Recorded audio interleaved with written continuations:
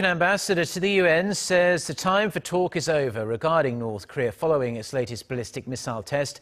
Nikki Haley's patience with China is also wearing thin. She said Beijing must condemn the regime and actively deter any further provocations. Joonhee reports. Ambassador Nikki Haley says there is no point in holding another emergency session of the UN Security Council unless the international community is willing to seriously challenge North Korea.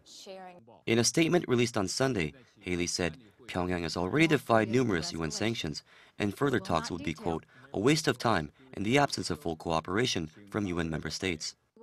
She also echoed President Trump's opinion that China must take a more active role in reining in the rogue state, being its main trading partner and lone military ally. Trump vented his frustration over China's indifferent stance, tweeting on Sunday that Beijing had done nothing to address the regime's growing threat. Vice President Mike Pence was also stern in his view that the U.S. should continue applying intense pressure on North Korea until it forfeits its nuclear and missile programs. Speaking to reporters during an official trip to Estonia on Sunday, Pence said Washington would gather the support of nations across the world to further isolate Pyongyang economically and diplomatically.